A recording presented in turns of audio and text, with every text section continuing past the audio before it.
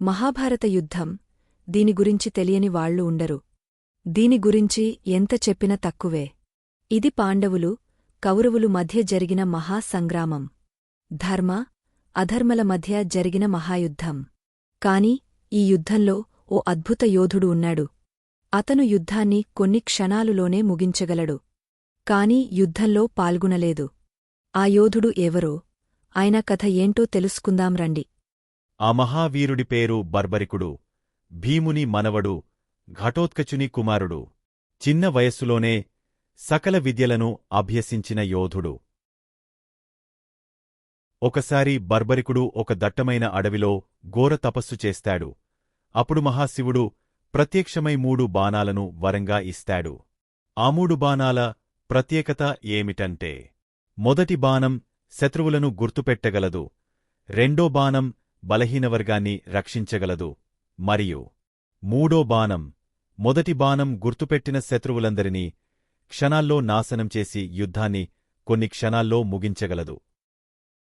పాండవుల తరఫున యుద్ధంలో పాల్గొనటానికి బర్బరికుడు తన గుర్రం మీద ఒక అడవిగుండా యుద్ధభూమికి వెళ్తుండంగా ఒక బ్రాహ్మణుడు పిలవగా తన గుర్రాన్ని ఆపి ఆ బ్రాహ్మణునితో మాట్లాడటానికి ఆగిపోతాడు.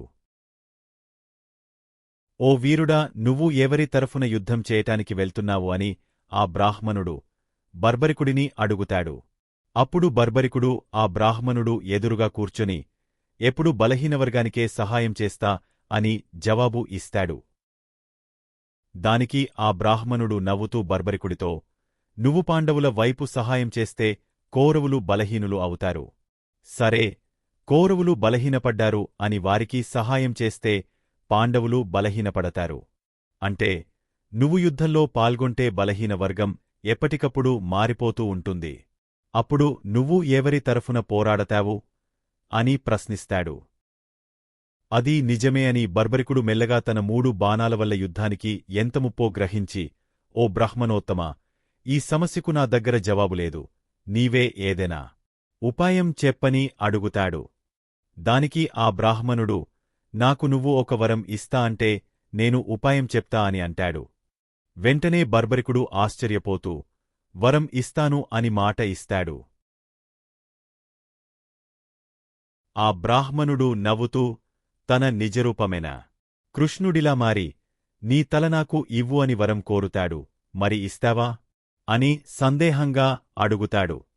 అది చూసిన బర్బరికుడు, కృష్ణ పరమాత్ముడు ఏ పనిచేసినా లోక కళ్యాణార్థమే అని గ్రహించి, ఓ కృష్ణ పరమాత్మా, ఖచ్చితంగా యోధుడు మాట ఇస్తే నిలబెట్టుకోవాలి అంటూ తన తల నరికి కృష్ణుడిమీద వాలిపోతాడు. అది చూసిన కృష్ణుడు చలించిపోతాడు.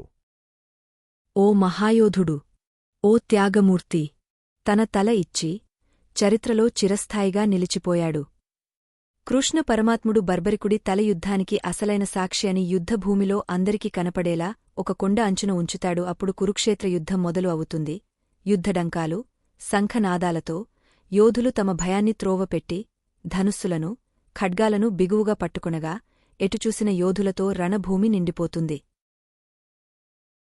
గొప్ప విషయం ఏంటంటే, ఇప్పటికీ భారతదేశంలో బార్బరికుడిని రాజస్థాన్ మరియు మరికొన్ని రాష్ట్రాలలో కత్తు శ్యామ్జీ అనే పేరుతో పూజిస్తున్నారు. బర్బరికుడు పోరాడని గొప్ప యోధుడు. మా ఈ వీడియో మీకు నచ్చుతుంది అని ఆశిస్తూ, ఈ వీడియోని లైక్ చేసి షేర్ చేసి ఇటువంటి వీడియోస్ కోసం మన ఛానల్ని సబ్స్క్రైబ్ చేసుకోండి.